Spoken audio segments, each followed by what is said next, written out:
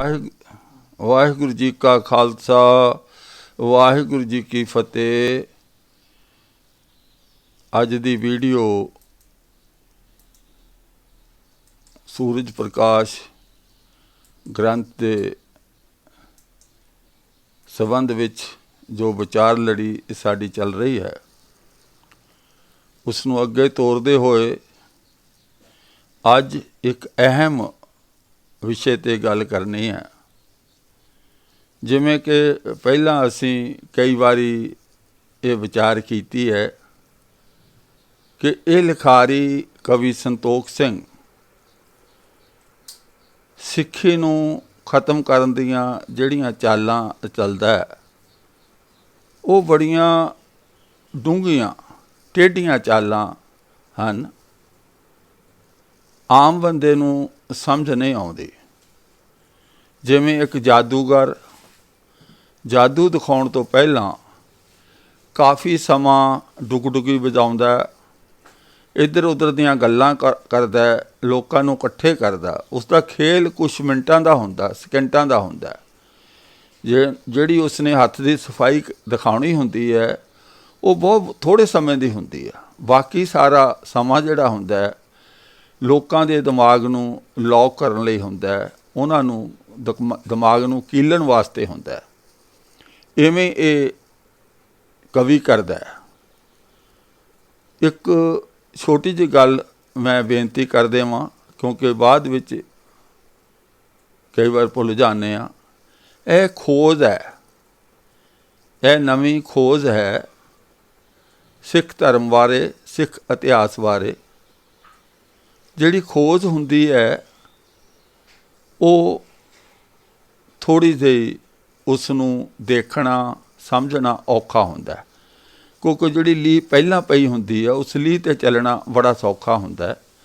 जदों खोज करके कोई नवें तत्त असीं कढ के लिआउने आ, नवें तत्थ निकलदे ने, तां वो कई वारी आम संगतां नूं चंगे नहीं लगदे, ठीक नहीं लगदे।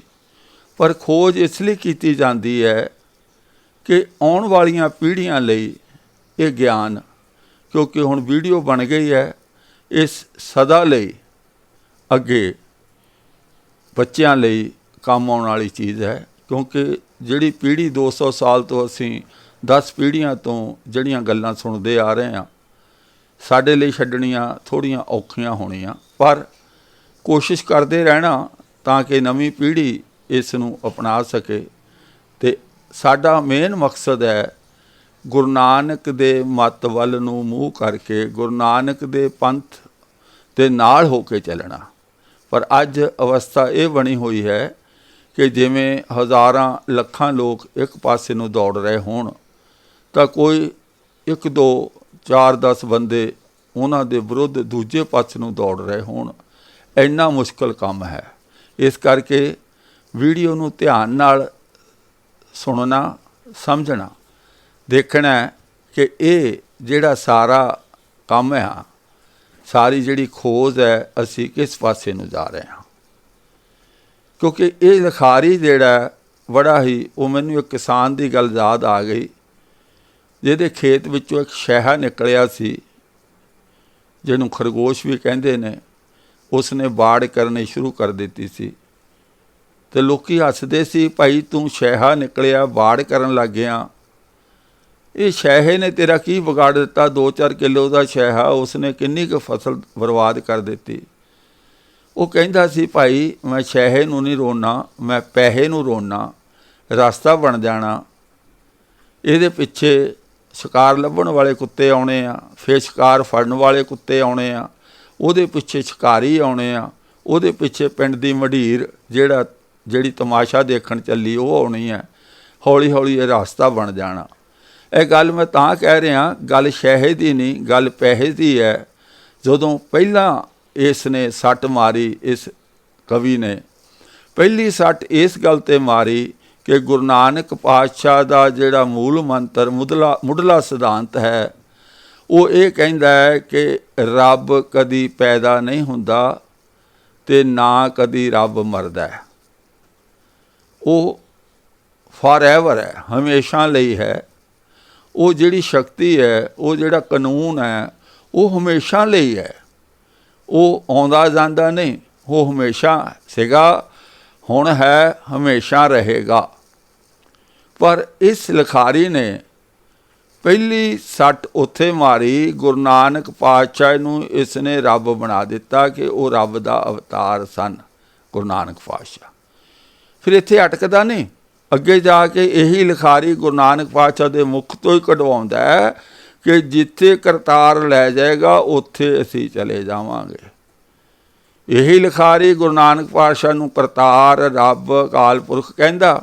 ਉਹੀ ਲਿਖਾਰੀ ਫਿਰ ਕਹਿੰਦਾ ਵੀ ਜੋ ਕਰਤਾਰ ਦੀ ਰਜ਼ਾ ਹੋਏਗੀ ਉਹੋ ਹੀ ਹੋਣਾ। ਇਹ ਇਹੋ ਜਿਹੀਆਂ ਕਨਫਿਊਜ਼ਿੰਗ ਸਟੇਟਮੈਂਟ ਦਿੰਦਾ।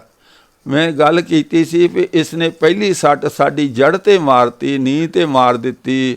ਫਿਰ ਗੁਰੂ ਨਾਨਕ ਪਾਤਸ਼ਾਹ ਕਹਿੰਦੇ ਅਵਤਾਰਵਾਦ ਨਹੀਂ ਹੈ। ਇਸ ਨੇ ਗੁਰੂ ਨਾਨਕ ਪਾਤਸ਼ਾਹ ਨੂੰ ਹੀ ਰੱਬ ਦਾ ਅਵਤਾਰ ਸਿੱਧ ਕਰ ਦਿੱਤਾ। ਸ਼ਹਿਆ ਗੁਜ਼ਰ ਗਿਆ, ਸਿੱਖਾਂ ਨੇ ਕੁਝ ਨਹੀਂ ਬੋਲਿਆ, ਇਹਨਾਂ ਨੇ ਕਥਾ ਸੁਣਾ ਦਿੱਤੀ, ਸਿੱਖ ਵਾਹਿਗੁਰੂ ਕਹਿ ਕੇ ਲੰਗਰ ਛਕ ਕੇ ਚੱਲਦੇ ਬਣੇ। ਦੂਜੀ ਸੱਟ ਮਾਰੀ, ਇਸ ਨੇ ਗੁਰੂ ਨਾਨਕ ਪਾਤਸ਼ਾਹ ਦੇ ਜਨੇਊ ਪਵਾ ਦਿੱਤਾ।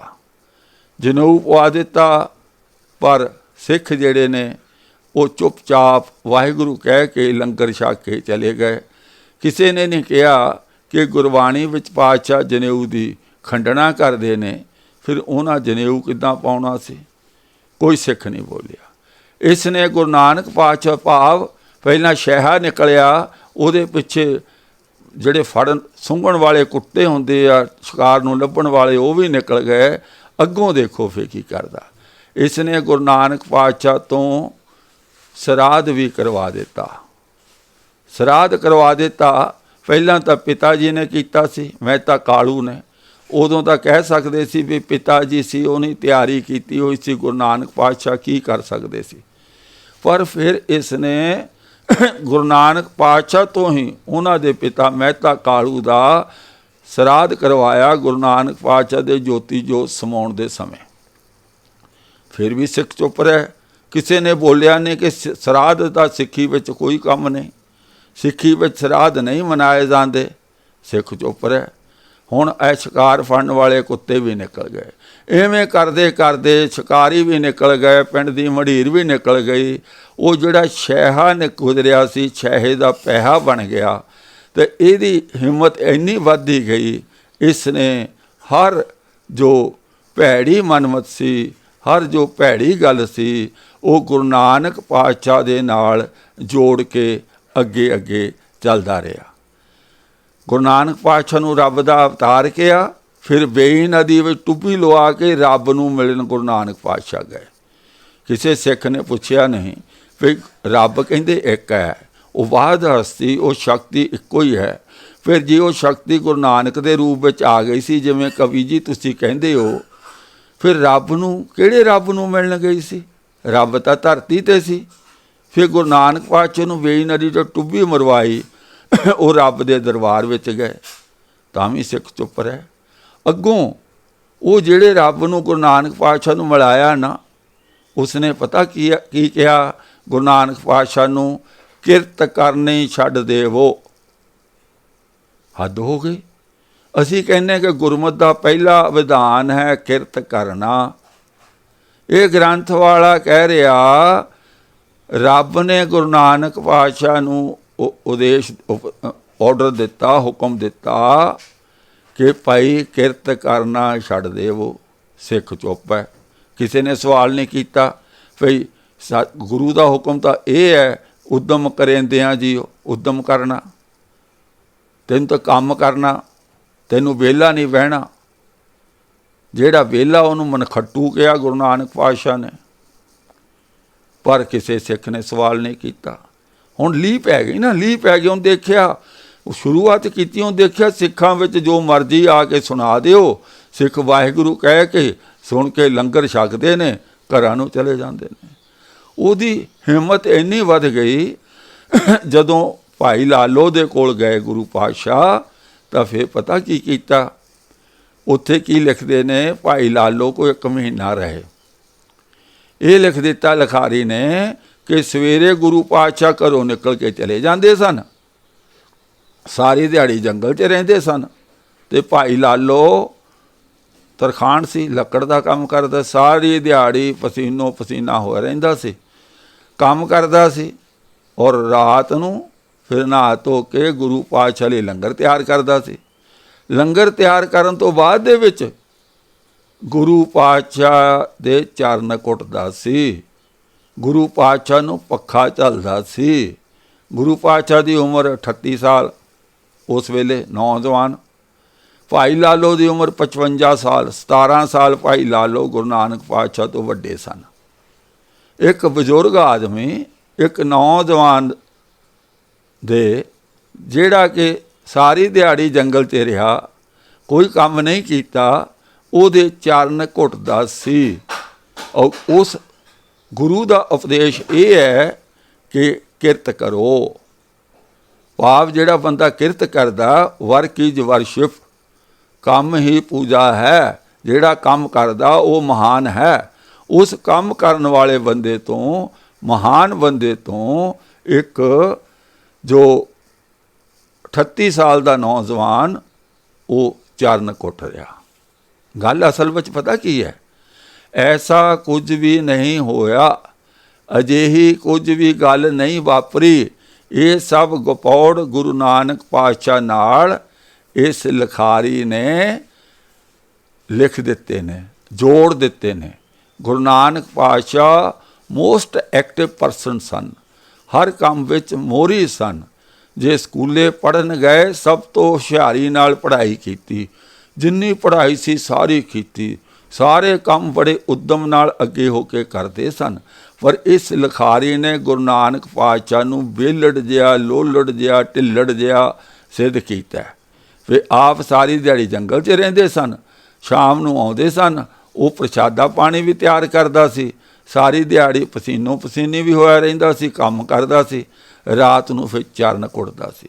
ਸਿੱਖਾਂ ਨੇ ਕਿਸੇ ਨੇ ਸਵਾਲ ਨਹੀਂ ਕੀਤਾ ਕਿ ਸਾਡੇ ਗੁਰੂ ਨਾਨਕ ਪਾਤਸ਼ਾਹ ਇਹੋ ਜਿਹੇ ਸਨ? ਨਹੀਂ ਸਨ। ਗਲਤ ਹੈ, ਕਿਉਂਕਿ ਜੇ ਇੱਦਾਂ ਲਿਖ ਦਿੰਦੇ, ਲਿਖਾਰੀ ਲਿਖ ਦਿੰਦਾ ਕਿ ਗੁਰੂ ਨਾਨਕ ਪਾਤਸ਼ਾਹ ਨੇੜੇ ਦੇ ਪਿੰਡਾਂ ਵਿੱਚ ਪ੍ਰਚਾਰਨ ਕਰਨ ਜਾਇਆ ਕਰਦੇ ਸਨ, ਰਾਤ ਨੂੰ ਭਾਈ ਲਾਲੋ ਕੋਲ ਆ ਕੇ ਠਹਿਰਦੇ ਸਨ, ਚਲੋ ਕੋਈ ਉਦਮ, ਕੋਈ ਕੰਮ ਕਰ ਰਹੇ ਸਨ। ਜਾਂ ਇਹ ਲਿਖ ਦਿੰਦਾ ਭਾਈ ਲਾਲੋ ਦੇ ਕੋਲ ਰੁਕੇ ਸਨ, ਉਹਦੇ ਨਾਲ ਕੰਮ ਵਿੱਚ ਹੱਥ ਵਟਾਉਂਦੇ ਸਨ, ਦੋਨੋਂ ਗੁਰੂ ਅਤੇ ਸਿੱਖ ਦੋਨੋਂ ਪਿਆਰ ਨਾਲ ਰਹਿੰਦੇ ਸਨ, ਉੱਥੇ ਸੰਗਤਾਂ ਆਉਂਦੀਆਂ ਸਨ, ਸਤ ਸੰਗਤ ਹੁੰਦੀ ਸੀ, ਰਲ ਮਿਲ ਕੇ ਸਾਰੇ ਕੰਮ ਕਰਦੇ ਸਨ। ਇਹਨਾਂ ਨੇ ਗੁਰੂ ਨਾਨਕ ਪਾਤਸ਼ਾਹ ਨੂੰ ਜੰਗਲ ਵਿੱਚ ਭੇਜ ਦਿੱਤਾ। ਭਾਈ ਲਾਲੋ, ਜੇ ਕਿਸੇ ਨੇ ਲੱਕੜ ਦਾ ਕੰਮ ਕੀਤਾ ਹੋਵੇ, ਅੱਜ ਤਾਂ ਲੱਕੜ ਬੜੀ ਸੌਫਟ ਹੈ ਔਰ ਨਾਲੇ ਅੱਜ ਬੜੀਆਂ ਮਸ਼ੀਨਾਂ ਆ ਗਈਆਂ। ਜੇ ਕਿਸੇ ਨੇ ਫਲਾਹ ਦੀ ਲੱਕੜ 'ਤੇ ਕੰਮ ਕੀਤਾ ਹੋਵੇ, ਜੇ ਕਿਸੇ ਨੇ ਕਾਲੀ ਟਾਹਲੀ ਦੀ ਲੱਕੜ 'ਤੇ ਕੰਮ ਕੀਤਾ ਹੋਵੇ, ਉਹਨਾਂ ਬਜ਼ੁਰਗਾਂ ਨੂੰ ਪਤਾ ਹੈ ਕਿ ਲੱਕੜ ਦੇ ਨਾਲ ਮੱਥਾ ਮਾਰਨਾ ਕਿੰਨਾ ਔਖਾ। ਲੱਤਾਂ ਕਿਹਦੀਆਂ ਦੁਖਣੀਆਂ ਚਾਹੀਦੀਆਂ ਸੀ? ਜਿਹੜਾ ਬੰਦਾ ਸਾਰੀ ਦਿਹਾੜੀ ਕੰਮ ਕਰਦਾ, ਕਿਰਤ ਕਰਦਾ, ਮਿਹਨਤ ਕਰਦਾ। ਪਰ ਇੱਥੇ ਲੱਤਾਂ ਕਿਹਦੀਆਂ ਦਵਾਈਆਂ ਜਾ ਰਹੀਆਂ? ਜਿਹੜਾ ਜੰਗਲ ਵਿੱਚ ਗਿਆ, ਉਹਦਾ ਨਾਂ ਰੱਖਤਾ ਗੁਰੂ ਨਾਨਕ ਪਾਤਸ਼ਾਹ, ਕਿਉਂਕਿ ਗੁਰੂ ਦੇ ਵਿਰੁੱਧ ਤਾਂ ਕੋਈ ਸਿੱਖ ਸ਼ਬਦ ਸੁਣ ਨਹੀਂ ਸਕਦਾ। ਪਰ ਅਜਿਹਾ ਕੁਝ ਹੋਇਆ ਹੀ ਨਹੀਂ। ਅਸਲ ਵਿੱਚ ਇਸ ਲਿਖਾਰੀ ਨੇ ਸਿੱਖਾਂ ਨੂੰ ਬਾਬਾਬਾਦ ਵਿੱਚ ਪਾਉਣ ਲਈ, ਬਾਬਿਆਂ ਦੀ ਸੇਵਾ 'ਤੇ ਲਾਉਣ ਲਈ ਇਹ ਸਾਰੀਆਂ ਕਹਾਣੀਆਂ ਰਚੀਆਂ ਵੀ ਤੁਹਾਡੇ ਕੋਲ ਕੋਈ ਬਾਬਾ ਆ ਜਾਵੇ, ਉਹਦੀ ਸੇਵਾ ਕਰੋ, ਸਾਰੀ ਦਿਹਾੜੀ ਕੰਮ ਕਰੋ, ਰਾਤ ਨੂੰ ਆ ਕੇ ਉਹਦੇ ਚਰਨ ਘੁੱਟੋ, ਉਹਨੂੰ ਪੱਖਾ ਝੱਲੋ, ਉਹਦੀ ਸੇਵਾ ਕਰੋ, ਇਹਦਾ ਹੀ ਫਲ ਮਿਲਣਾ। ਇਹ ਸਾਨੂੰ ਰਾਸਤੇ ਤੋਂ ਰਾਹੇ ਤੋਂ ਕੁਰਾਹੇ ਪਾਉਣ ਲਈ ਸਾਰੀਆਂ ਕਹਾਣੀਆਂ ਰਚੀਆਂ ਗਈਆਂ। ਸਿੱਖਾਂ ਨੇ ਭਾਈ ਲਾਲੋ ਵੱਲੋਂ ਚਰਨ ਘੁੱਟਣ 'ਤੇ ਵੀ ਕੋਈ ਆਬਜੈਕਸ਼ਨ ਨਹੀਂ ਕੀਤਾ। ਜੇ ਕਿਸੇ ਵੀਰ ਭੈਣ ਨੂੰ ਸ਼ੱਕ ਹੋਵੇ ਕਿ ਮੈਂ ਕੋਈ ਗੱਲ ਆਪਣੇ ਕੋਲੋਂ ਤਾਂ ਨਹੀਂ ਕਰ ਰਿਹਾ, ਤਾਂ ਇਹ ਪੋਥੀ ਨੰਬਰ 1 ਗੁਰੂ ਨਾਨਕ ਪ੍ਰਕਾਸ਼ ਦਾ 440 ਨੰਬਰ ਪੰਨੇ ਤੋਂ ਤੁਸੀਂ ਭਾਈ ਲਾਲੋ ਵਾਲੀ ਜਿਹੜੀ ਗੱਲ ਹੈ ਇਹ ਪੜ੍ਹ ਸਕਦੇ ਹੋ। ਅੱਗੇ ਜਿਹੜੀ ਗੱਲ ਹੈ ਰਾਏ ਬਲਾਰ ਕੋ, ਇਹ ਪੋਥੀ ਨੰਬਰ 1 ਹੈ ਅਤੇ ਜਿਹੜਾ ਅਧਿਆਏ 41 ਹੈ ਅਤੇ ਪੰਨਾ ਨੰਬਰ ਹੈ 472। ਇਹ ਰਾਏ ਬੁਲਾਰ ਵਾਲੀ ਗੱਲ ਤੁਸੀਂ ਉੱਥੋਂ ਪੜ੍ਹ ਸਕਦੇ ਹੋ।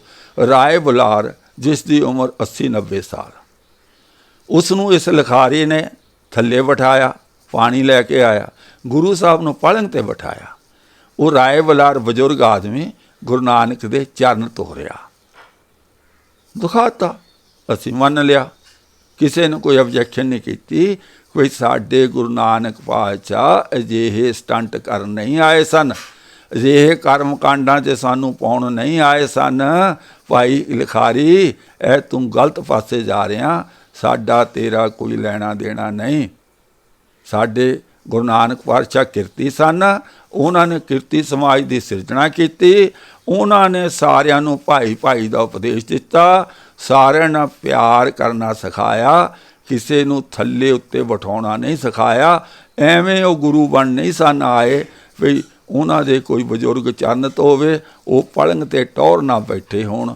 अज जिन्ना भी बाबे बाबा बाद है इन्हां कहानियां दी देन है। असी उदों भी कुछ नहीं बोले। वो फिर लिखारी अगे वध गया।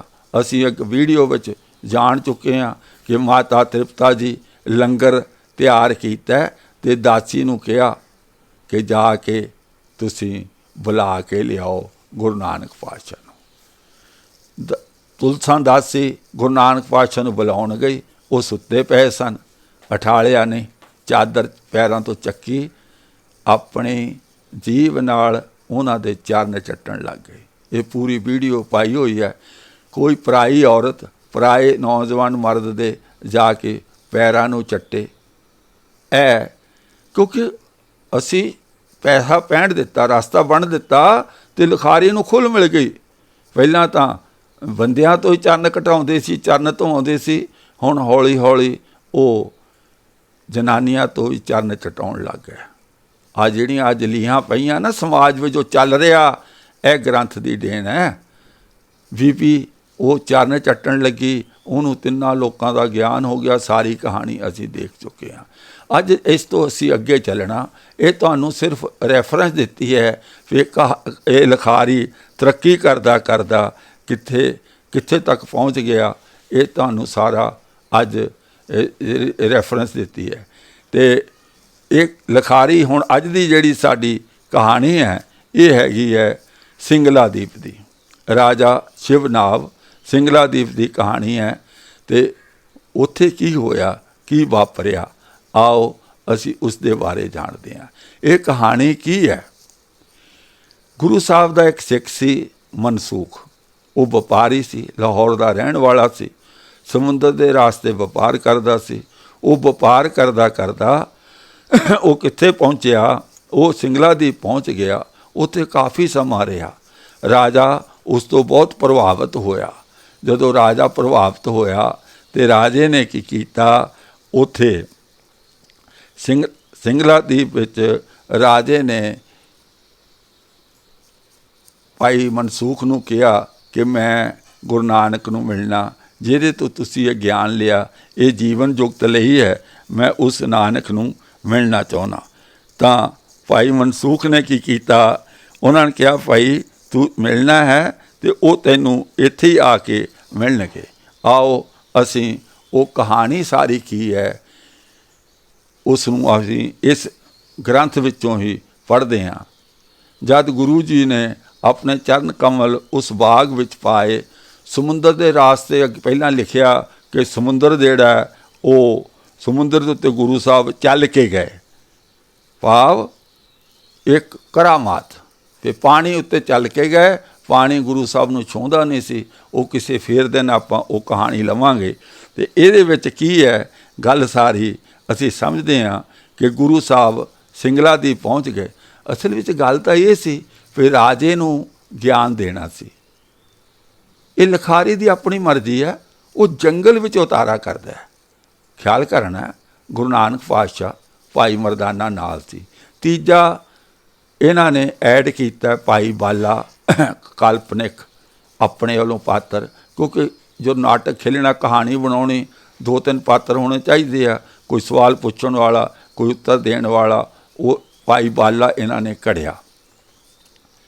ये तिन्ने जाने जाके बाग दे विच उतरे आ। बाग दे विच जदों उतरे आ तो की होया, कहंदे सुक्का बाग हरा हो गया। करामात दिखाउने आ, सुक्का बाग हरा हो गया।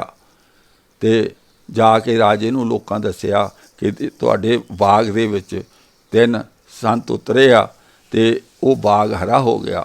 ਰਾਜੇ ਨੂੰ ਸਮਝ ਆ ਗਈ ਫਿਰ ਇਹ ਤਾਂ ਲੱਗਦਾ ਉਹੀ ਹੈ ਕਿ ਜਿਹੜਾ ਅਸੀਂ ਗੁਰੂ ਨਾਨਕ ਦੀ ਇੰਤਜ਼ਾਰ ਕਰ ਰਹੇ ਹਾਂ। ਤਾਂ ਕੀ ਹੋਇਆ, ਕਹਾਣੀ ਪੜ੍ਹਦੇ ਹਾਂ। ਇਹ ਪੰਨਾ ਨੰਬਰ ਹੈ 526, 526 ਪੰਨਾ ਨੰਬਰ ਹੈ, ਪੋਥੀ ਨੰਬਰ 1।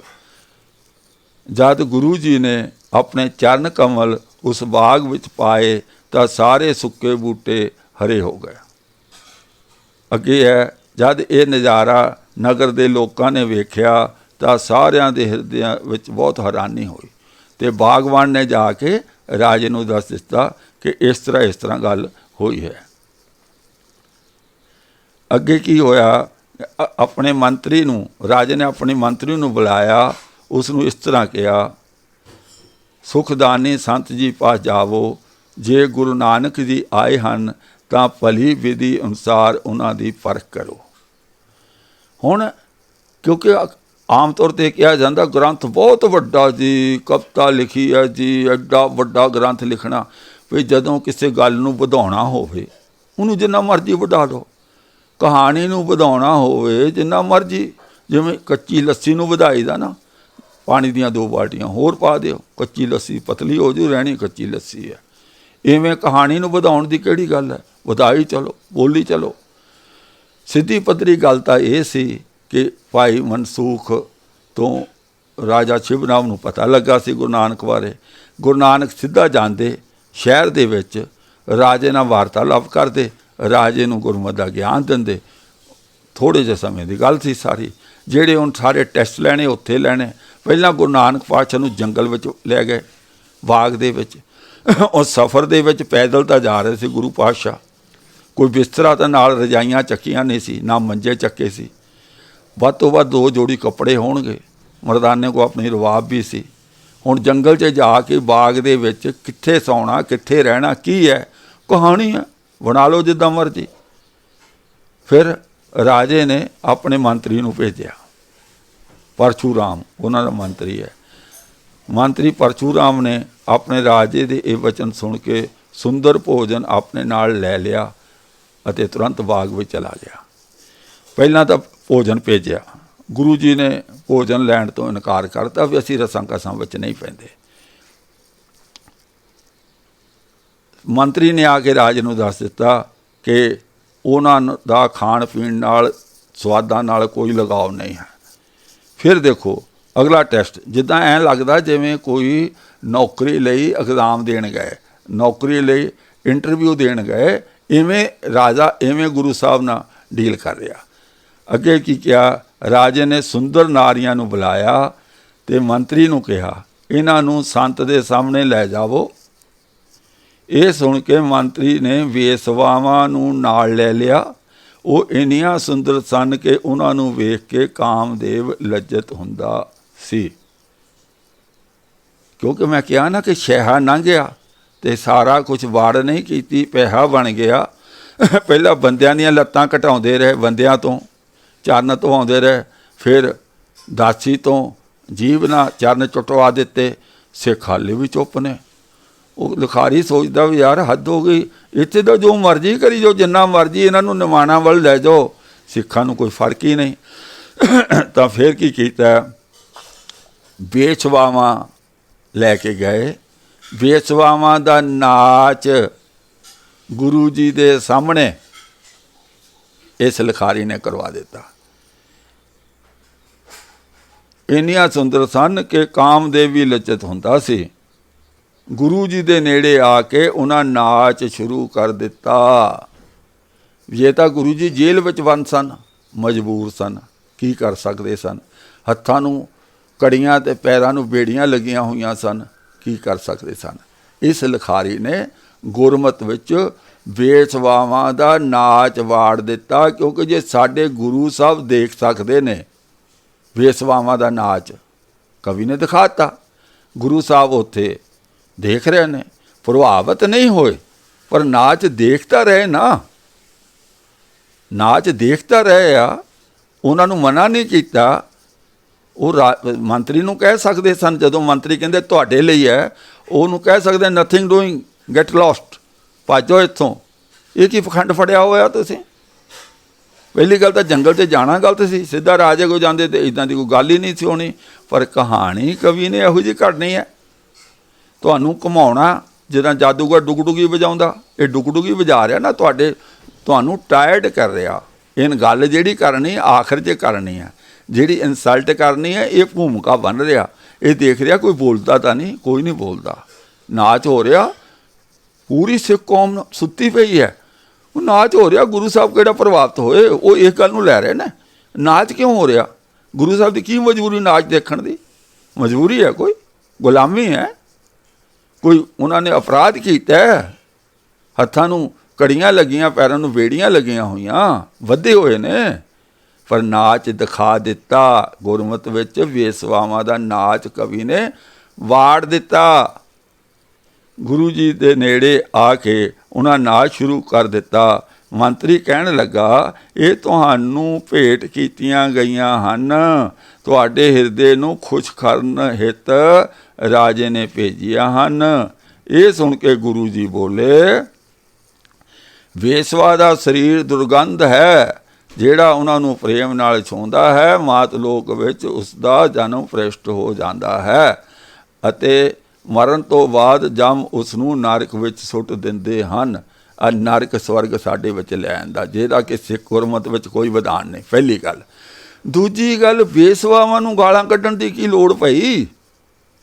ਬੇਸਵਾ ਤਾਂ ਉਹ ਵਿਚਾਰੀਆਂ ਬੇਸਵਾਵਾਂ ਨੇ, ਉਹਨਾਂ ਦਾ ਧੰਦਾ ਆ, ਕੰਮ ਹੈ, ਉਹ ਥੋੜ੍ਹੀ ਆਈਆਂ। ਤੁਸੀਂ ਡਾਇਲੋਗ ਉਸ ਨਾਲ ਕਰੋ ਜਿਹੜਾ ਤੁਹਾਡੇ ਉੱਤੇ ਇਹ ਚੀਜ਼ਾਂ ਮੜ ਰਿਹਾ। ਤੁਸੀਂ ਉਹਦੇ ਵਜ਼ੀਰ ਨੂੰ ਕਹੋ ਕਿ ਇਹ ਤੂੰ ਕੀ ਕਰ ਰਿਹਾ, ਤੇਰਾ ਰਾਜਾ ਕੀ ਕਰ ਰਿਹਾ, ਇਹ ਗਲਤ ਹੈ, ਗੈਟ ਲੋਸਟ, ਭੱਜੋ ਇੱਥੋਂ, ਮੈਨੂੰ ਨਹੀਂ ਕੋਈ ਚਾਹੀਦਾ। ਉਹ ਲੈਕਚਰ ਦੇਣਾ ਵੇਸਵਾਵਾਂ ਨੂੰ, ਉਹਨਾਂ ਦਾ ਕੰਮ ਵੇਸਵਾਪੁਣਾ ਕਰ ਰਿਹਾ। ਉਹਨਾਂ ਨੂੰ ਅਸੀਂ ਗਾਲਾਂ ਕਿਉਂ ਕੱਢੀਏ ਵੀ ਇਹ ਭੈੜੀਆਂ ਨੇ, ਚੰਗੀਆਂ ਨੇ, ਜੋ ਵੀ ਹੈ ਉਹ ਕਰ ਰਹੀਆਂ, ਛੱਡੋ ਚਲੋ। ਇਹ ਸੁਣ ਕੇ ਮੰਤਰੀ ਵੰਦਨਾ ਕਰਕੇ ਚਲੇ ਗਿਆ ਅਤੇ ਰਾਜੇ ਨੂੰ ਸਭ ਕੁਝ ਵੇਰਵੇ ਸਹਿਤ ਦੱਸਿਆ। ਭਾਵ ਇਹ ਵੀ ਗੱਲ ਅੱਗੇ ਮੰਤਰੀ ਨੇ ਉੱਥੇ ਪਹੁੰਚਾ ਦਿੱਤੀ। ਫਿਰ ਰਾਜੇ ਨੇ ਕੀ ਕਿਹਾ, ਉਹਨਾਂ ਨੂੰ ਸੁੰਦਰ ਕੱਪੜੇ ਅਤੇ ਗਹਿਣੇ ਦੇ ਕੇ ਭੇਜਿਆ ਵੀ ਇਹਨਾਂ ਨਾਲ ਪ੍ਰਭਾਵਿਤ ਕਰ ਲਿਓ। ਫਿਰ ਗੁਰੂ ਸਾਹਿਬ ਨੇ ਉਹ ਵੀ ਠੁਕਰਾ ਦਿੱਤੇ।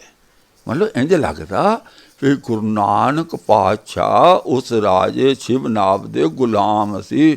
ਕੋਈ ਬਹੁਤ ਵੱਡੀ ਗਲਤੀ ਕੀਤੀ ਸੀ ਜਿਹੜਾ ਇੰਨਾ ਕੁਝ ਸਹਾਰ ਰਹੇ ਸੀ। ਉਹਦੇ ਕੋਲੋਂ ਕੁਛ ਲੈਣ ਨਹੀਂ ਗਏ ਸੀ, ਰਾਜੇ ਨੂੰ ਦੇਣ ਗਏ ਸੀ, ਗੁਰਮਤਿ ਦਾ ਗਿਆਨ ਵੰਡਣ ਗਏ ਸੀ। ਉਹ ਵੀ ਇਸ ਲਈ ਉਸਨੇ ਮਨ ਵਿੱਚ ਚਾਹਿਆ ਸੀ। ਕਮਾਲ ਹੈ। ਉੱਦਾਂ ਗੁਰੂ ਨਾਨਕ ਨੂੰ ਘੱਟ ਕੇ ਅੰਤਰ ਕੀ ਜਾਣਤ ਕਹਿੰਦੇ ਆ, ਅਤੇ ਇਹ ਗੱਲਾਂ ਗੁਰੂ ਨਾਨਕ ਪਾਤਸ਼ਾਹ ਬੁੱਝ ਨਹੀਂ ਸਕਿਆ ਵੀ ਰਾਜਾ ਮੇਰੇ ਇਮਤਿਹਾਨ ਲੈਣ ਲੱਗਾ, ਉਹ ਸਿੱਧਾ ਰਾਜੇ ਦੇ ਮੱਥੇ ਜਾ ਕੇ ਵੱਜਦੇ ਕਿ ਭਾਈ ਇਹ ਕੀ ਕੰਮ ਕਰਦਾ ਤੂੰ, ਵਜ਼ੀਰ ਨੂੰ ਡਾਂਟਦੇ ਨਾ, ਉਹ ਬੇਸਵਾਵਾਂ ਨੂੰ ਡਾਂਟ ਰਹੇ। ਯਾਰ ਹੱਦ ਹੋ ਗਈ ਹੈ।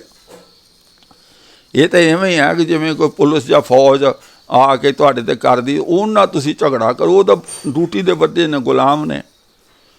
ਤੁਹਾਡੀ ਗੱਲ ਡਾਇਲੋਗ ਉਹ ਨਾ ਹੋਣਾ ਚਾਹੀਦਾ ਜਿਹੜਾ ਉਹਨੂੰ ਹੁਕਮ ਕਰ ਰਿਹਾ, ਤੁਸੀਂ ਉਹਦੇ ਨਾਲ ਗੱਲ ਕਰਨੀ ਹੈ।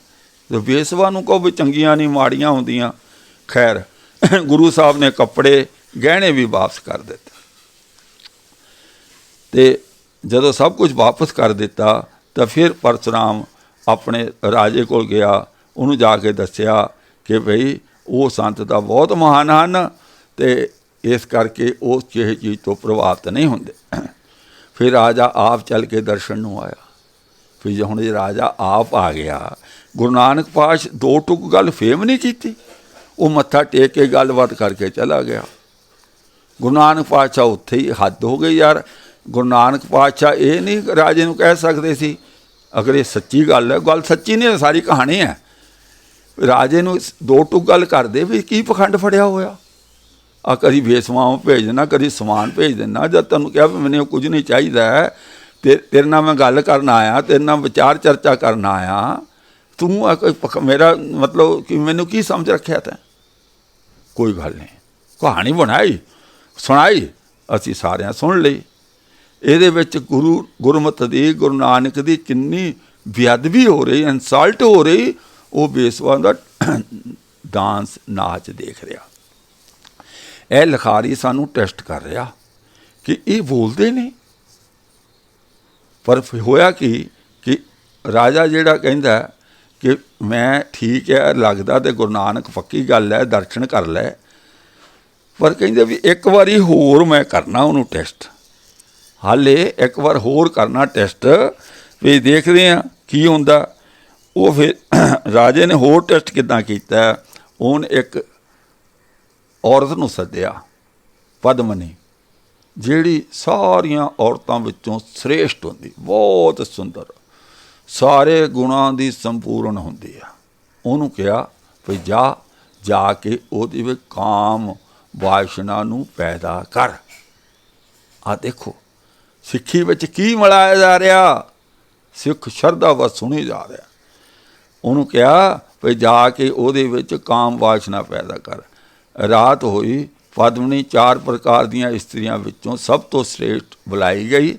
ਰਾਜੇ ਨੇ ਉਸ ਇਸਤਰੀ ਨੂੰ ਇਸ ਤਰ੍ਹਾਂ ਕਿਹਾ, ਸੁੰਦਰ ਸਖੀਆਂ ਨੂੰ ਆਪਣੇ ਨਾਲ ਲੈ ਲਵੋ ਤੇ ਉਸ ਸੰਤ ਵਿੱਚ ਕਾਮ ਵਾਸ਼ਨਾ ਉਪਜਾਵੋ। ਇਹ ਸੁਣ ਕੇ 16 ਸੁੰਦਰ ਇਸਤਰੀਆਂ ਨੇ ਸ਼ਿੰਗਾਰ ਕੀਤਾ, ਗਹਿਣੇ ਅਤੇ ਸੁੰਦਰ ਪੱਟ ਦੇ ਵਸਤਰ ਪਹਿਨੇ ਅਤੇ ਅੱਖਾਂ ਵਿੱਚ ਸੁਰਮਾ ਪਾਇਆ। ਉਹ ਝੱਟ ਬਾਗ ਵਿੱਚ ਆ ਗਈਆਂ। ਉਹਨਾਂ ਦਾ ਅਨੂਪਮ ਰੂਪ ਬੇਹੱਦ ਮਨੋਹਰ ਅਤੇ ਸੁੰਦਰ ਸੀ। ਉਹਨਾਂ ਦਾ ਸੋਨੇ ਵਰਗਾ ਗੋਰਾ ਰੰਗ ਸੀ ਅਤੇ ਚਾਲ ਹਾਥੀਆਂ ਵਰਗੀ ਮਸਤ ਸੀ। ਕਾਲੇ ਵਾਲ ਇੰਝ ਫੱਬ ਰਹੇ ਸਨ ਮਾਨੋ ਕਾਮਦੇਵ ਦੀਆਂ ਪੁੱਤਰੀਆਂ ਹੋਣ। ਭਰੀਆਂ ਛਾਤੀਆਂ ਅਤੇ ਮਮੋਲੇ ਵਰਗੇ ਨੇਤਰ ਸਨ। ਉਹਨਾਂ ਦੇ ਪਤਲੇ ਲੱਕ ਸਨ ਅਤੇ ਕੋਇਲ ਵਰਗੀ ਉਹਨਾਂ ਦੀ ਆਵਾਜ਼ ਸੀ। ਵਾਹ, ਖੂਬਸੂਰਤ ਨਕਸ਼ਾ ਪੇਸ਼ ਕਰ ਰਿਹਾ ਕਵੀ। ਸੁਣ ਲਓ ਸਾਧ ਸੰਗਤ ਜੀ, ਬੜੀਆਂ ਗੁਰਮਤਿ ਦੀਆਂ ਗੱਲਾਂ ਜੇ। ਇਹ ਗੁਰਪ੍ਰਤਾਪ ਸੂਰਜ ਗ੍ਰੰਥ, ਸੂਰਜ ਪ੍ਰਕਾਸ਼ ਗ੍ਰੰਥ ਦੇ ਵਿੱਚ ਲਿਖੀਆਂ ਹੋਈਆਂ ਇਹ ਗੁਰਮਤਿ ਭਰਪੂਰ ਗੱਲਾਂ, ਜਿਨ੍ਹਾਂ ਦਾ ਸਟੇਜ ਦੇ ਉੱਤੇ ਕਥਾ ਕਰਦੇ ਨੇ, ਜਿਹੜਾ ਬਹੁਤ ਮਹਾਨ ਗ੍ਰੰਥ ਹੈ। ਕਈਆਂ ਦੀ ਸਿਰਫ 14 ਸਾਲ ਦੀ ਉਮਰ ਸੀ। ਉਹ ਸੋਹਣੇ ਰੂਪ ਤੇ ਸੋਹਣੇ ਅੰਗਾਂ ਵਾਲੀਆਂ ਸਨ। ਜਦ ਚੱਲਦੀਆਂ ਸਨ ਤਾਂ ਗਹਿਣਿਆਂ ਦੀ ਇੰਝ ਝਣਕਾਰ ਹੁੰਦੀ ਸੀ ਮਾਨੋ ਕਾਮਦੇਵ ਦਾ ਨਗਾਰਾ ਵੱਜ ਰਿਹਾ ਹੈ। ਇਹ ਪੋਥੀ ਨੰਬਰ 1 ਆ ਤੇ ਪੰਨਾ 428, 29, 30। ਇਹ ਸਾਰੇ ਤੁਸੀਂ ਅੱਗੇ ਦੇਖ ਸਕਦੇ ਹੋ। ਉਹਨਾਂ ਦੀਆਂ ਨਜ਼ਰਾਂ ਤੀਰ ਸਮਾਨ ਤਿੱਖੀਆਂ ਸਨ ਅਤੇ ਪਰਵੱਟੇ ਟੇਢੇ ਕਮਾਨ ਵਰਗੇ ਸਨ, ਮਾਨੋ ਰਾਜੇ ਦਾ ਇੱਕ ਵਹਾਣਾ ਬਣਾ ਕੇ ਕਾਮਦੇਵ ਆਪ ਪਰਖਣ ਹਿਤ ਆਇਆ ਹੋਵੇ। ਰਾਜੇ ਦਾ ਬਹਾਨਾ ਬਣਾ ਕੇ ਆਪ ਕਾਮਦੇਵ ਆਇਆ ਹੋਵੇ। ਜਿੱਥੇ ਕਮਲ ਨੈਣ ਭਾਵ ਗੁਰੂ ਜੀ ਵਿਰਾਜਦੇ ਹਨ, ਉੱਥੇ ਉਹ ਪਦਮਨੀ ਇਸਤਰੀ, ਜਿਸ ਦੀ ਸੁੰਦਰਤਾ ਵੇਖ ਕੇ ਕਾਮਦੇਵ ਦੀ ਇਸਤਰੀ ਰਕਤੀ ਵੀ ਸ਼ਰਮਸਾਰ ਹੁੰਦੀ ਹੈ। ਬਹੁਤ ਸੋਹਣੀ ਇਸਤਰੀ ਸੀ। ਬੈਠ ਗਈ। ਮੁਕਤੀ ਦਾਤੇ ਦੇ ਚਰਨ ਕਮਲਾਂ ਨੂੰ ਹਿਰਦੇ ਵਿੱਚ ਬੜਾ ਆਨੰਦ ਧਾਰ ਕੇ ਨੱਪਣ ਲੱਗੀਆਂ। 16 ਇਸਤਰੀਆਂ ਸੋਹਣੀਆਂ ਸੋਹਣੀਆਂ ਨਾਲ ਪਦਮਨੀ ਦੇ ਗੁਰੂ ਨਾਨਕ ਪਾਤਸ਼ਾਹ ਦੇ ਪੈਰਾਂ ਨੂੰ, ਲੱਤਾਂ ਨੂੰ ਨੱਪਣ ਲੱਗੀਆਂ, ਕੁੱਟਣ ਲੱਗੀਆਂ। ਆ ਦੇਖ ਲਓ, ਇਹ ਗੁਰਮਤਿ ਹੈ। ਇਹ ਕਵੀ ਸੰਤੋਖ ਸਿੰਘ ਦੀ ਗੁਰਮਤਿ ਹੈ। ਔਰ ਗੁਰੂ ਨਾਨਕ ਪਾਤਸ਼ਾਹ ਨੇ ਅਲਾਓ ਕਰ ਦਿੱਤੀਆਂ ਵੀ ਕੁੱਟੀ ਜਾਓ, ਕੋਈ ਫਰਕ ਨਹੀਂ ਪੈਂਦਾ। ਕਮਾਲ ਦੀ ਗੱਲ ਨਹੀਂ। ਆ ਜੋ ਕੁਝ ਵਰਤਾਰਾ ਸਮਾਜ ਵਿੱਚ ਵਰਤ ਰਿਹਾ ਨਾ ਬਾਬਿਆਂ ਦੁਆਰਾ, ਆ ਬੜੀਆਂ ਵੀਡੀਓ ਆਉਂਦੀਆਂ ਨੇ। ਭਾਈ ਇਹੀ ਹੋਣਾ, ਇਹ ਗ੍ਰੰਥ ਦੀ ਕਥਾ ਕਰੋਗੇ ਤਾਂ ਫਿਰ ਲੱਤਾਂ ਤਾਂ ਕੁੱਟਣੀਆਂ ਜਾਣਗੀਆਂ। ਲੱਤਾਂ ਕੁੱਟਣ ਤੋਂ ਬਾਅਦ ਅੱਗੇ ਬਹੁਤ ਕੁਛ ਹੁੰਦਾ, ਉਹ ਸਾਰਿਆਂ ਨੂੰ ਪਤਾ ਹੈ ਕੀ ਕੁਛ ਹੁੰਦਾ। ਥੋੜ੍ਹਾ ਥੋੜ੍ਹਾ ਮੁਸਕਰਾਉਂਦੀਆਂ ਹਨ, ਹਿਰਦੇ ਵਿੱਚ ਚਾਹੁੰਦੀਆਂ ਹਨ ਕਿ ਕਾਮ ਨੂੰ ਉਕਸਾਇਆ ਜਾਵੇ। ਟੇਢੀ ਨਜ਼ਰ ਕਰਕੇ ਗੁਰੂ ਜੀ ਵੱਲ ਵੇਖਿਆ ਅਤੇ ਮਿੱਠੀ ਕੋਮਲ ਆਵਾਜ਼ ਵਿੱਚ ਕੁਝ ਵਚਨ ਉਚਾਰੇ। ਟੇਢੀ ਨਜ਼ਰ ਇਸਤਰੀ ਦੀ ਕਿਹੜੀ ਹੁੰਦੀ ਹੈ, ਅੰਦਾਜ਼ਾ ਲਗਾ ਲਓ। ਵਚਨ ਉਚਾਰੇ। ਇੰਨੀ ਸੁਰੀਲੀ ਆਵਾਜ਼ ਸੀ ਮਾਨੋ ਕਾਮਦੇਵ ਦੀ ਬੀਨ ਵੱਜ ਪਈ ਹੋਵੇ, ਜਿਸ ਦੀ ਸੁਰ ਮਨ ਨੂੰ ਅਧੀਨ ਕਰ ਰਹੀ ਸੀ। ਕਹਿਣ ਲੱਗੀ, ਹੇ ਸੰਤ ਜੀ, ਮੇਰੇ ਪੂਰੇ ਬਚਨ ਸੁਣੋ, ਮੈਂ ਤੁਹਾਡੇ ਦਰਸ਼ਨ ਕਰਨ ਆਈ ਹਾਂ। ਉਹ ਜਿਹੜੀ ਪਦਮਨੀ ਸੀ ਨਾ ਔਰਤ, ਮਤਲਬ ਸਭ ਤੋਂ ਖੂਬਸੂਰਤ ਔਰਤ, ਉਹ ਕਹਿੰਦੀ ਮੈਂ ਤੁਹਾਡੇ ਦਰਸ਼ਨ ਕਰਨ ਆਈ ਹਾਂ, ਮੇਰੀ ਗੱਲ ਸੁਣੋ। ਬੜੇ ਪਿਆਰ ਨਾਲ ਬੋਲਦੀ ਆ, ਪੈਰ ਘੁੱਟ ਰਹੀ ਆ। ਮੇਰੀ ਛਾਤੀ ਬੜੀ ਕਠੋਰ ਅਤੇ ਸੁੰਦਰ ਹੈ, ਮੇਰੀ ਛਾਤੀ ਬੜੀ ਕਠੋਰ ਅਤੇ ਸੁੰਦਰ ਹੈ। ਆਪਣੇ ਹਸਤ ਕਮਲਾਂ ਨਾਲ ਇਹਨਾਂ ਨੂੰ ਸਪਰਸ਼ ਕਰੋ, ਵਾ ਮੇਰੀਆਂ ਛਾਤੀਆਂ ਨੂੰ ਛੂਹੋ, ਦਬਾਓ। ਮੇਰੇ ਹੋਠ ਅੰਮ੍ਰਿਤ ਵਾਂਗ ਮਿੱਠੇ ਹਨ, ਮੇਰੇ ਹੋਠ ਸ਼ਹਿਦ ਵਾਂਗੂ ਮਿੱਠੇ ਆ, ਅੰਮ੍ਰਿਤ ਵਾਂਗੂ ਮਿੱਠੇ ਆ। ਮੇਰੇ ਮਾਲਕ, ਇਹਨਾਂ ਨੂੰ ਚੁੰਮ ਕੇ ਰਸ ਲਵੋ। ਇਹ ਗੁਰੂ ਨਾਨਕ ਪਾਤਸ਼ਾਹ ਸਾਡੇ ਆਦਿ ਗੁਰੂ ਕਿਵੇਂ ਮਿੱਟੀ ਪਲੀਤ ਕਰ ਰਿਹਾ। ਇਹ ਲਿਖਾਰੀ ਗੁਰੂ ਨਾਨਕ ਪਾਤਸ਼ਾਹ ਦੀ। ਰਾਜਾ ਮਿਲ ਕੇ ਗਿਆ, ਉਹਨੂੰ ਦੋ ਟੁਕ ਗੱਲ ਕਰ ਦਿੰਦੇ ਆ। ਕਹਾਣੀਆਂ ਕਿਉਂ ਹੁੰਦੀਆਂ? ਉਹ ਸਾਰੀ ਕਹਾਣੀ ਬਣਾਈ ਆ, ਉਹ ਤਾਂ ਪਾਤਰ ਘੜੇ ਨੇ। ਕਰਨਾ ਕੀ ਚਾਹੁੰਦਾ? ਇਹ ਗੁਰਮਤਿ ਦੇ ਵਿੱਚ ਅਸ਼ਲੀਲਤਾ ਨੂੰ ਵਾੜਨਾ ਚਾਹੁੰਦਾ। ਇਹ ਸ਼ੁਕਰ ਹੈ ਕਿ ਗੁਰੂ ਨਾਨਕ ਨੂੰ ਉਸ ਪਾਸਿਓਂ ਬਚਾ ਲਿਆ, ਉੱਥੇ ਤੱਕ ਨਹੀਂ ਗਿਆ, ਪਰ ਇੰਨਾ ਹੀ ਬਹੁਤ ਹੈ। ਇੰਨੀ ਅਸ਼ਲੀਲਤਾ ਘੱਟ ਹੈ ਕਿਤੇ, ਹਾਲੇ ਸੁਣੀ ਜਾਓਗੇ ਕੀ ਹੁੰਦਾ। ਮੇਰਾ ਸੁੰਦਰ ਸਰੂਪ ਅਨੂਪਮ ਅਤੇ ਅਮੋਲਕ ਹੈ, ਇਸ ਦੇ ਨਾਲ ਲੱਗ ਕੇ ਮਨ ਪਾਉਂਦੇ ਕਲੋਲ ਕਰੋ, ਤਦ ਹੀ ਮੇਰੀ ਦੇਹੀ ਸਫਲ ਹੋਵੇਗੀ। ਜਦ ਹਿਰਦੇ ਵਿੱਚ ਪਿਆਰ ਧਾਰਨ ਕਰਕੇ ਇਸ ਨੂੰ ਗ੍ਰਹਿਣ ਕਰੋਗੇ। ਉਹ ਪਦਮਨੀ ਕਹਿ ਰਹੀ ਗੁਰੂ ਨਾਨਕ ਪਾਤਸ਼ਾਹ ਨੂੰ, ਹੇ ਕਿਰਪਾ ਦੇ ਸਾਗਰ, ਵਿਸ਼ਾਲ ਕਿਰਪਾ ਕਰੋ, ਮੇਰੀ ਸ਼ਰਧਾ ਪੂਰਨ ਕਰਕੇ ਮੈਨੂੰ ਨਿਹਾਲ ਕਰੋ। ਜਦ ਪਦਮਨੀ ਨੇ ਇਸ ਤਰ੍ਹਾਂ ਅਧੀਨ ਹੋ ਕੇ ਅਜਿਹੇ ਵਚਨ ਕਹੇ ਤਾਂ ਗੁਣਾਂ ਵਿੱਚ ਸੰਪੂਰਨ ਭਾਵ ਗੁਰੂ ਜੀ ਨੇ ਜੀ ਬੋਲੇ। ਫਿਰ ਗੁਰੂ ਜੀ ਨੇ ਉਹਨਾਂ ਨੂੰ ਕੁਛ ਉਪਦੇਸ਼ ਦਿੱਤਾ। ਸਤਿਨਾਮ ਦਾ ਮੰਤਰ, ਵਾਹਿਗੁਰੂ ਜਪੋ। ਇਹ ਕਵੀ ਦੀ ਨਾ ਮਤਲਬ ਤਰੀਕਾ ਹੈ ਨਾ, ਸ਼ਹਿਦ ਨਾਲ ਲਵੇੜ ਕੇ ਜ਼ਹਿਰ ਪਹੁੰਚਾਉਣਾ ਅਤੇ ਇੱਕ ਥੋੜ੍ਹਾ ਜਿਹਾ ਗਿਆਨ ਵੀ ਦੇ ਦੇਣਾ। ਅੱਗੇ ਸੁਣੋ। ਪਰ ਪਦਮਨੀ ਨੇ ਗੁਰੂ ਜੀ ਦੀ ਗੱਲ ਨੂੰ ਨਾ ਵਿਚਾਰਿਆ। ਉਹਨਾਂ ਸਤਿਨਾਮ ਦਾ ਉਪਦੇਸ਼, ਉਹ ਉਪਦੇਸ਼ ਵੀ ਪੜ੍ਹ ਲੈਣੇ ਆ। ਸਤਿਨਾਮ ਦਾ ਸਿਮਰਨ ਕਰੋ, ਉਸ ਨਾਲ ਭਾਰੀ ਸੁੱਖ ਪ੍ਰਾਪਤ ਹੁੰਦਾ ਹੈ। ਇਸ ਜਨਮ ਤੈਨੂੰ ਇੱਕ ਵਾਰ ਮਿਲਿਆ ਹੈ, ਇਸ ਨੂੰ ਸਫਲ ਕਰ ਲਵੋ। ਵਿਸ਼ਿਆਂ ਦੇ ਸਵਾਦ ਵਿੱਚ ਆਪਣੀ ਉਮਰ ਨਾ ਗਵਾਓ, ਹਰੀ ਦਾ ਨਾਮ ਜਪ ਕੇ ਮੁਕਤੀ ਪ੍ਰਾਪਤ ਕਰੋ। ਗੁਰੂ ਨਾਨਕ ਪਾਤਸ਼ਾਹ ਉੱਥੇ ਪਦਮਨੀ ਜਾਂ ਬੇਸਵਾਵਾਂ ਨੂੰ ਗਿਆਨ ਦੇਣ ਗਏ ਸੀ ਜਾਂ ਰਾਜਾ ਸ਼ਿਵਨਾਭ ਨੂੰ ਗਿਆਨ ਦੇਣ ਗਏ ਸੀ? ਇਹ ਤਾਂ ਹੁਕਮ ਦੀਆਂ ਬੱਧੀਆਂ ਆਈਆਂ ਸੀ, ਇਹਨਾਂ ਨੂੰ ਕੀ ਦੱਸਣਾ? ਫਿਰ ਉਹ ਗਿਆਨ ਲੈਣ ਥੋੜ੍ਹੀ ਆਈਆਂ ਸੀ, ਹੁਕਮ ਦੀਆਂ ਬੱਧੀਆਂ ਆਈਆਂ ਸੀ। ਉਹ ਤਾਂ ਉਹਨਾਂ ਨੂੰ ਤਨਖਾਹ ਮਿਲਦੀ ਸੀ, ਪੈਸੇ ਮਿਲਦੇ ਸੀ ਰਾਜੇ ਵੱਲੋਂ, ਤਾਂ ਆਈਆਂ ਸੀ, ਡਿਊਟੀ 'ਤੇ ਸਨ। ਪਰ ਕਵੀ ਨੇ, ਕਿਉਂਕਿ ਬਾਣੀ ਅਸ਼ਲੀਲਤਾ ਹੈ, ਅਤੇ ਨਾਲ ਗੁਰਮਤਿ ਦਾ ਗਿਆਨ ਥੋੜ੍ਹਾ ਜਿਹਾ ਲਾ ਕੇ ਸ਼ਾਇਦ, ਤਾਂ ਕਿ ਜਿਹੜੇ ਹਾਮੀ ਭਰਨ ਵਾਲੇ ਕਹਿਣ ਦੇਖੋ ਜੀ ਗੁਰੂ ਸਾਹਿਬ ਨੇ ਕਿੰਨੀ ਸੋਹਣੀ ਸਿੱਖਿਆ ਦਿੱਤੀ, ਤੁਸੀਂ ਆ ਸਿੱਖਿਆ ਲਓ। ਉਹ ਗੰਦ, ਉਹ ਯਾਰ ਗੰਦ ਇੰਨਾ ਚਿਰ ਤੁਸੀਂ ਕਿਤੇ ਗੁਰਦੁਆਰੇ ਵਿੱਚ ਜਾਂ ਕਿਤੇ ਸਤਸੰਗ ਦੇ ਵਿੱਚ ਇੰਨਾ ਨਾਚ ਦੇਖਣ ਨੂੰ ਤਿਆਰ ਹੋ, ਵੇਸਵਾਵਾਂ ਦਾ ਨਾਚ, ਅਤੇ ਕਹੋ ਜੀ ਅਸੀਂ ਤਾਂ ਦੇਖਦੇ ਸੀ, ਸਿੱਖਿਆ ਦੇਣੀ ਸੀ ਅਖੀਰ 'ਚ, ਤਾਂ ਨਾਚ ਦੇਖਦੇ ਰਹੇ ਅਸੀਂ। ਇੰਨਾ ਅਲਾਓ ਕਰੇਗਾ ਕੋਈ? ਅੱਗੇ ਸੁਣੋ, ਹਾਲੇ ਖਤਮ ਨਹੀਂ ਹੋਇਆ। ਪਰ ਪਦਮਨੀ ਨੇ ਗੁਰੂ ਜੀ ਦੀ ਗੱਲ ਨੂੰ ਨਾ ਵਿਚਾਰਿਆ ਅਤੇ ਫਿਰ ਕਹਿਣ ਲੱਗੀ, ਮੇਰੇ ਨਾਲ ਭੋਗ ਕਰੋ। ਹੁਣ ਐਦੋਂ ਪਰੇ ਵੀ ਕੋਈ ਅਸ਼ਲੀਲਤਾ ਹੁੰਦੀ ਹੈ? ਇੰਨਾ ਗੁਰੂ ਨਾਨਕ ਨੇ ਅਲਾਓ ਕੀਤਾ ਉਸ ਜਨਾਨੀ ਨੂੰ ਬੋਲਣ ਲਈ, ਇੰਨਾ ਅਧਿਕਾਰ ਦੇ ਦਿੱਤਾ। ਅਤੇ ਜਿਹੜੇ ਅੱਜ ਦੇ ਢੋਂਗੀ ਸੰਤ ਬਣੇ ਹੋ ਆ, ਗੋਲ ਪੱਗਾਂ ਬੰਨ੍ਹ ਕੇ, ਬੜੇ ਚੋਲੇ ਪਾ ਕੇ, ਤਾਂ ਉਹਨਾਂ ਨੇ ਆਹੀ ਤਾਂ ਕਹਾਣੀਆਂ ਸੁਣਾਉਣੀਆਂ ਬੀਬੀਆਂ ਦੇ ਹਸਬੈਂਡਾਂ ਨੂੰ, ਉਹਨਾਂ ਦੇ ਪਤੀਆਂ ਨੂੰ। ਅਤੇ ਗੁਰੂ ਪਾਤਸ਼ਾਹ ਨੇ ਤਾਂ ਐਂ ਨਹੀਂ, ਉਹ ਤਾਂ ਐਨ ਬਚ ਗਏ ਸੀ। ਸੰਤ ਲੋਕ ਐਂ ਹੁੰਦੇ ਆ, ਤਾਂ ਉਹ ਵਿਸ਼ਵਾਸ ਕਰਕੇ ਫਿਰ ਜਨਾਨੀਆਂ ਨੂੰ ਭੇਜ ਦਿੰਦੇ ਆ। ਫਿਰ ਕੀ ਹੁੰਦਾ? ਅਸਲ 'ਚੋਂ ਸਾਰਾ ਕੁਝ ਕਰਤੇ ਆਪਣੇ ਨੇ ਲਈ ਰਹੇ ਨੇ ਭਾਈ। ਇਹ ਉਹਨਾਂ ਪਖੰਡੀਆਂ ਲਈ ਰਾਹ ਬਣਾ ਰਿਹਾ ਕਵੀ। ਉਹ ਪਖੰਡੀ ਇਸੇ ਰਾਸਤੇ ਸਾਰੇ ਧਰਮਾਂ ਵਿੱਚ, ਸਿੱਖ ਧਰਮ ਵਿੱਚ ਖਾਸ ਕਰਕੇ ਡੇਰੇ ਜਿੰਨੇ ਬਣੇ, ਜਿੰਨੇ ਕੋ ਕਰਮ ਹੁੰਦੇ ਨੇ, ਰਾਸਤਾ ਆਹ ਹੀ ਗ੍ਰੰਥ ਹੈ। ਕਿਉਂਕਿ ਰਾਹ ਹੈ ਨਾ, ਕਹਾਣੀ ਉੱਥੇ ਉਨੀ ਕੁ ਸੁਣਾ ਦਿਓ ਜਿੰਨੀ ਕੁ ਚਰਨ ਘੁੱਟਦੀਆਂ ਆਉਂਦੀਆਂ ਉਹਨਾਂ ਨੂੰ ਗਿਆਨ ਹੋ ਗਿਆ। ਜਿਵੇਂ ਉਹ ਦਾਸੀ ਨੂੰ ਗਿਆਨ ਹੋਇਆ ਚਰਨ ਚੱਟਣ ਨਾਲ, ਚਰਨ ਚੱਟੋ ਬਾਬਿਆਂ ਦੇ, ਤੁਹਾਨੂੰ ਵੀ ਗਿਆਨ ਹੋ ਜੂ। ਰਾਸਤਾ ਇਹ ਤਰੀਕਾ ਵਰਤਦੇ ਨਾ। ਅਤੇ ਉਹ ਪਦਮਨੀ ਕੀ ਕਹਿੰਦੀ ਹੈ, ਮੇਰੇ ਨਾਲ ਭੋਗ ਕਰੋ, ਤੁਸੀਂ ਪੂਰਨ ਜੋਗ ਹੋ, ਇਸ ਲਈ ਮੇਰੀ ਕਾਮਨਾ ਪੂਰੀ ਕਰੋ। ਹੁਣ ਇਸ ਦੀ ਗੱਲ ਸੁਣ ਕੇ ਗੁਰੂ ਸਾਹਿਬ ਨੇ ਉਸ ਨੂੰ ਗੁਰਮਤਿ ਦਾ ਗਿਆਨ ਦਿੱਤਾ।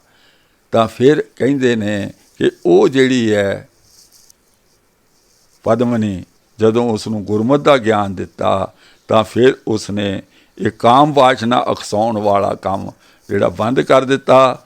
ਪਰ ਫਿਰ ਉਸਨੇ ਅਖੀਰ 'ਚ ਕੀ ਕੀਤਾ ਕਿ ਉਸਨੇ ਗੁਰੂ ਨਾਨਕ ਪਾਤਸ਼ਾਹ ਦੇ ਪੂਰੀ ਰਾਤ ਚਰਨ ਕੁੱਟੇ। ਗੁਰੂ ਨਾਨਕ ਪਾਤਸ਼ਾਹ ਨੇ ਇੰਨਾ ਕੁਛ ਹੋਣ ਤੋਂ ਬਾਅਦ, ਜਿਹੜੀ ਔਰਤ ਨੇ ਇੰਨਾ ਕੁਛ ਗੁਰੂ ਨਾਨਕ ਪਾਤਸ਼ਾਹ ਨੂੰ ਕਿਹਾ, ਉਦੋਂ ਬਾਅਦ 'ਚ ਪੂਰੀ ਰਾਤ ਗੁਰੂ ਜੀ ਉਸ ਤੋਂ ਚਰਨ ਵੀ ਘਟਾਉਂਦੇ ਰਹੇ, ਆਪਣੇ ਪੈਰ ਘਟਾਉਂਦੇ ਰਹੇ। ਜੇ ਗੁਰੂ ਨਾਨਕ ਪਾਤਸ਼ਾਹ ਦੇ ਚਰਨ ਪੈਰ ਦਰਦ ਕਰਦੇ ਸਨ, ਉਹਨਾਂ ਨਾਲ ਭਾਈ ਮਰਦਾਨਾ, ਚਲੋ ਉਹ ਬਜ਼ੁਰਗ ਸੀ, ਮਰਦਾਨਾ ਤੇ ਵੱਡਾ ਸੀ, ਬਾਲਾ ਤੇ ਛੋਟੀ ਉਮਰ ਦਾ, ਇਸ ਦੇ ਲਿਖੇ ਅਨੁਸਾਰ 3 ਸਾਲ ਗੁਰੂ ਨਾਨਕ ਤੋਂ ਛੋਟਾ ਸੀ। ਔਰ ਇਹ ਵੀ ਲਿਖਿਆ ਕਿ ਜਿਹੜਾ ਰਾਜਾ ਸ਼ਿਵਨਾਭ ਹੈ, ਉਸਨੇ ਜਦੋਂ ਦਰਸ਼ਨ ਕਰਕੇ ਗਿਆ ਨਾ, ਉੱਥੇ ਪਲਮ ਵਗੈਰਾ ਬਿਸਤਰੇ ਭੇਜ ਦਿੱਤੇ ਸੀ, ਕਿਉਂਕਿ ਉੱਥੇ ਤਾਈਓ ਤਾਂ ਉਹ ਚਰਨ ਘੁੱਟਦੀਆਂ ਹੋਣਗੀਆਂ ਨਾ। ਗੁਰੂ ਸਾਹਿਬ ਲੰਮੇ ਪਏ ਹੋਣਗੇ ਤਾਂ ਹੁਣ ਖੜੇ ਦੇ ਤਾਂ ਚਰਨ ਘੁੱਟੇ ਨਹੀਂ ਜਾਂਦੇ ਖੜਿਆਂ ਦੇ। ਮਤਲਬ ਇਹੋ ਜਿਹਾ ਅਗਰ ਇਸ ਚੀਜ਼ ਨੂੰ ਡਰਾਮੇ ਵਿੱਚ ਕੋਈ ਬਦਲ ਦੇਵੇ, ਇਸ ਕਹਾਣੀ ਇਹ ਲੈਵੇ, ਪਾਤਰਾਂ ਦੇ ਨਾਮ ਬਦਲ ਦੇਵੇ, ਔਰ ਉਹ ਡਰਾਮਾ ਖੇਲਿਆ ਜਾਵੇ, ਅੰਦਾਜ਼ਾ ਲਗਾਓ ਕਿਹੋ ਜਿਹਾ ਸੀਨ ਹੋਵੇਗਾ। ਔਰ ਬਾਅਦ 'ਚ ਕਹਿ ਦੇ ਜਾਂ ਸਿੱਖ ਲੱਭ ਲੈਣ ਵੀ ਇਹ ਤਾਂ ਸਾਡੇ ਗੁਰੂ ਨਾਨਕ ਬਾਰੇ ਕਹਿ ਰਿਹਾ। ਕੋਈ ਇੱਦਾਂ ਦਾ ਭੇਖੀ ਰੂਪ ਬਣਾ ਕੇ ਕਰਦੇ ਨਾ, ਕੋਈ ਬਾਬਾ ਬਣਾ ਕੇ ਕਰਦੇ, ਕਹਾਣੀ ਇਹਦੀ ਪਿਕਚਰ ਬਣਾ ਦੇ, ਫਿਰ ਸਿੱਖਾਂ ਨੇ ਵਿਲਕਣਾ। ਹੁਣ ਨਹੀਂ ਵਿਲਕਦੇ ਵੀ ਇਹ ਕਹਾਣੀ ਹੈ, ਇਹ ਕਹਾਣੀ ਦੀ ਫਿਲਮ ਬਣਾ ਦਿੱਤੀ, ਫਿਰ ਅਸੀਂ ਕਿਰਪਾਨਾਂ ਚੁੱਕਣੀਆਂ, ਫਿਰ ਅਸੀਂ ਬੰਦੂਕਾਂ ਚੁੱਕਣੀਆਂ। ਸਾਡੇ ਗੁਰੂ ਦੀ ਨਰਾਦਰੀ ਹੋ ਗਈ। ਉਹ ਭਈ ਨਰਾਦਰੀ ਫਿਲਮ ਬਣਾਉਣ ਵਾਲੇ ਨੇ ਨਹੀਂ ਕਰਨੀ, ਨਰਾਦਰੀ ਆਹ ਕਹਾਣੀ ਬਣਾਉਣ ਵਾਲੇ ਨੇ ਕੀਤੀ ਹੈ। ਪੂਰਾ ਗ੍ਰੰਥ ਹਾਲੇ ਅਗਲੀ ਇੱਕ ਵੀਡੀਓ ਹੋਰ ਬਣਾਵਾਂਗੇ।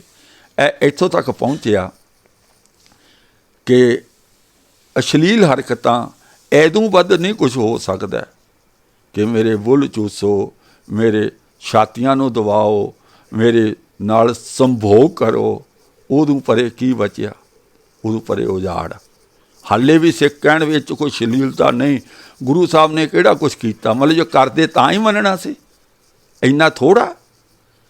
ਵੇਸਵਾਂ ਦਾ ਡਾਂਸ ਹੋ ਗਿਆ, ਔਰ ਵੇਸਵਾਵਾਂ ਚਰਨ ਘੁੱਟ ਰਹੀਆਂ, ਉਹ ਵੀ 16-17। ਉਹਦਾ ਗੁਰੂ ਸਾਹਿਬ ਦਾ ਕੋਈ ਸਰੀਰ ਬਚਿਆ ਨਹੀਂ, ਅੰਗ ਬਚਿਆ ਹੋਣਾ 16-17।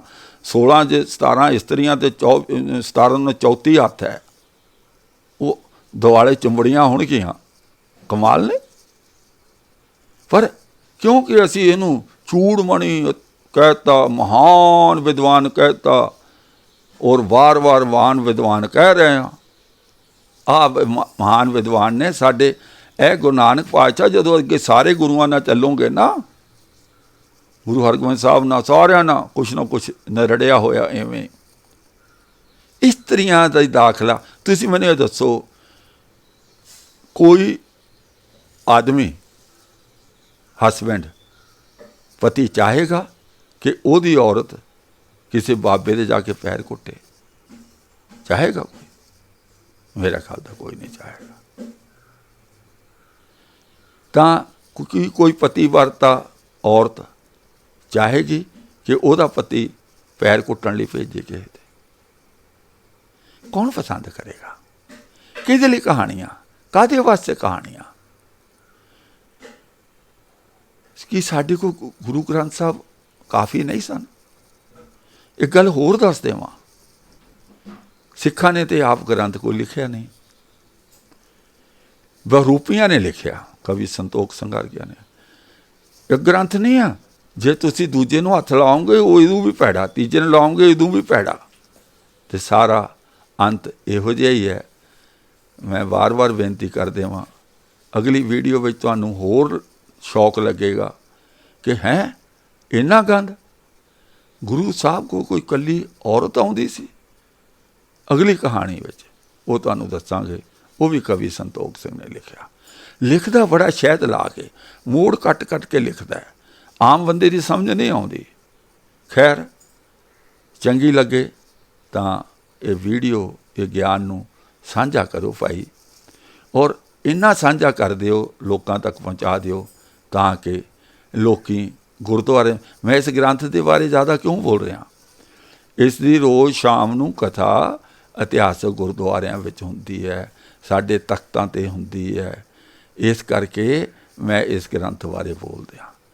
ਸਿੱਖਾਂ ਨੂੰ ਸਿੱਖ ਕਹਿ ਦੇਣ ਇਸ ਗ੍ਰੰਥ ਨਾਲ ਸਾਡਾ ਕੋਈ ਲੈਣਾ ਦੇਣਾ ਨਹੀਂ, ਮੈਂ ਉਸ ਦਿਨ ਹੀ ਬੋਲਣਾ ਬੰਦ ਕਰ ਦੇਵਾਂਗਾ। ਇਹ ਸਾਡੇ ਗੁਰੂ ਸਾਹਿਬਾਨ ਦੀ ਤੋਹੀਨ ਕਰਦੇ ਨੇ ਜਿੰਨੀ ਹੋ ਸਕਦੀ ਆ, ਰੱਜ ਕੇ। ਔਰ ਜੇ ਇਹ ਗ੍ਰੰਥ ਜਿਉਂਦੇ ਰਹੇ ਤਾਂ ਸਿੱਖੀ ਜਿਉਂਦੀ ਨਹੀਂ ਰਹਿਣੀ। ਇੰਨੇ ਸ਼ਬਦਾਂ ਨਾਲ ਮੈਂ ਹੁਣ ਖੇਮਾਂ ਦਾ ਜਾ ਚੁੱਕਾ। ਬੋਲਦਿਆਂ ਕਈ ਸਾਰੀਆਂ ਭੁੱਲਾਂ ਗਲਤੀਆਂ ਹੋ ਗਈਆਂ ਹੋਣਗੀਆਂ, ਬਖਸ਼ ਲੈਣਾ। ਆਓ ਫਤਿਹ ਬੁਲਾਈਏ। ਵਾਹਿਗੁਰੂ ਜੀ ਕਾ ਖਾਲਸਾ, ਵਾਹਿਗੁਰੂ ਜੀ ਕੀ ਫਤਿਹ।